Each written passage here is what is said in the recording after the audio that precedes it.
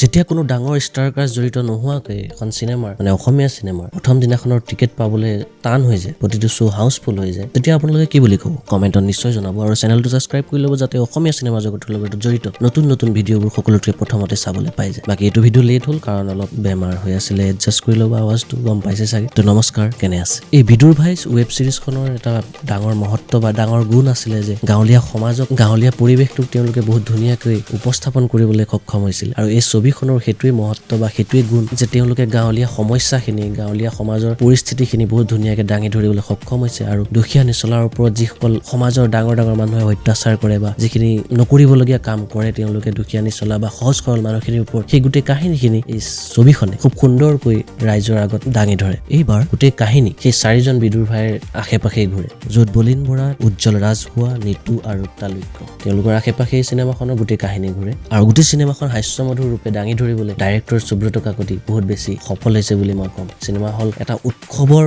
মুহূৰ্তত পৰিণত হৈছিলে গোটেই চিনেমা হলটো। কাহিনীৰ বিষয়ে যদি কওঁ, কাহিনী তাৰ পৰাই কণ্টিনিউ হয়, য'ত আমি দেখা পাইছিলোঁ যে বিদুৰভাই চাৰিজনে চাচি গছ চুৰ কৰাৰ পিছত বহুত টকা পায় আৰু খুব লাইফটো এনজয় কৰিবলৈ আৰম্ভ কৰিছিল। তাৰ পৰাই তেওঁলোকে চিনেমাৰ কাহিনী কণ্টিনিউ কৰে। আৰু এইবাৰ তেওঁলোকৰ লাইফত কি হয়, কাৰণ যেতিয়া বাঘৰ দাঁতত তেজ লাগে তেতিয়া আকৌ নিশ্চয় লোভ বাঢ়ি যায়, নহয় জানো? লোভ বুলি এটা কথা আছে, মানুহৰ প্ৰবৃত্তি হয়, লোভ থাকে। তেওঁলোকে কাহিনীৰ বিষয়ে মই আপোনালোকক কিমানটো কওঁ, তেওঁলোকে আকৌ চুৰ কৰে এবাৰ। কিন্তু সেই চুৰ কৰিবলৈ যাওঁতে কেনেকুৱা ধৰণৰ পৰিস্থিতি হয়, কিয় চুৰ কৰিবলগীয়া হয়, সেই গোটেইখিনি আপোনালোকে গম পাব চিনেমা হলত। তাৰ কাৰণে আপুনি চিনেমাখন চাব লাগিব। আৰু ট্ৰেইলাৰটো চাই যদি ভাবি আছে চিনেমাখন তেনেকুৱা হ'ব, তেতিয়াহ'লে সেইটো সম্পূৰ্ণৰূপে ভুল ধাৰণা। মই সুব্ৰত কাকতিক বহুত বেছি ৱাহ তালি বজাম তেওঁৰ কাৰণে। ট্ৰেইলাৰটো ইমান ধুনীয়াকৈ কাটিছে যে চিনেমাখন যদি সাগৰ হয়, ট্ৰেইলাৰটো তেতিয়াহ'লে তাৰ এচামুচ পানীহে, কাৰণ গোটেই চিনেমাখন সম্পূৰ্ণ বেলেগ হয় আৰু বহুত বেছি হাস্যমধুৰ চিনেমাখন, বহুত বেছি এণ্টাৰটেইনিং চিনেমা। আৰু ছবিখনৰ পৰিচালনা, কাহিনী, চিত্ৰনাট্য, অভিনয়, সংগীত সকলো এক নম্বৰ হৈছে, সকলো বহুত বেছি ভাল হৈছে। আৰু যেতিয়া ঢোল, তাল, খোলৰ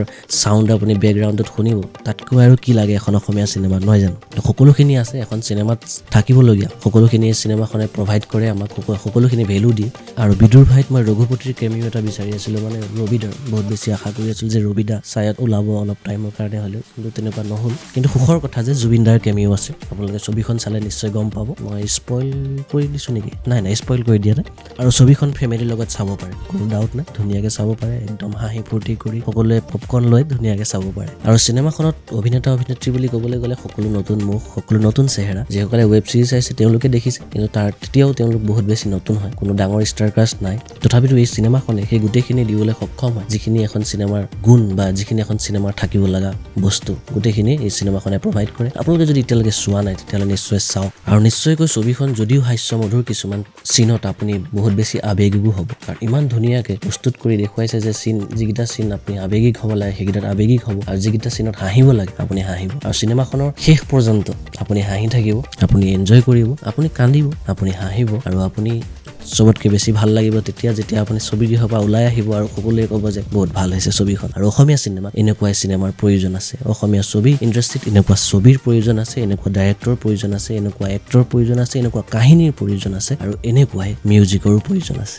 আৰু সকলোখিনি মই পজিটিভিটিলৈ কৈ আছোঁ, তথাপিতো নেগেটিভত যদি মই কওঁ, আপোনালোকক ফাৰ্ষ্ট হাফ অলপ শ্ল' হয়, অলপ হুক কৰি ৰাখিবলৈ টাইম লয়, যদিও ছেকেণ্ড হাফে আপোনাক হুক কৰি ৰাখে আৰু ছবি চিটত বহাই ৰাখে আৰু স্ক্ৰীনত আপোনাৰ চকু গৰাই ৰাখে। আৰু যিটো চিন তেওঁলোকে দিছে, ইমান বেছি চেঞ্চিটিভ টপিক এটা, আৰু সেই চিনটো বহুত বেছি কমেডি কৰি দিলে, সেইকাৰণে ইমান বেছি চেঞ্চিটিভ টপিক এটাও মানুহৰ গাত নালাগিল বা মানুহে ভাবিবলৈ বাধ্য নহ'ল যে এনেকুৱা এটা টপিক নহ'লেও চিনেমাখনে সিমান বেছি সফলতা পালে হয়, এতিয়া যিমান বেছি সফল হ'ব মই সেইটো ভাবোঁ। বাকী ইমান বেছি ডাঙৰ কথা নহয়, ইমান বেছি ডাঙৰ নেগেটিভ পইণ্ট নহয়, ছবিখন আপোনালোকে নিশ্চয় চাব পাৰে। তো আজি ভিডিঅ'ত ইমানেই, আৰু চেনেলটো ছাবস্ক্ৰাইব কৰি ল'ব।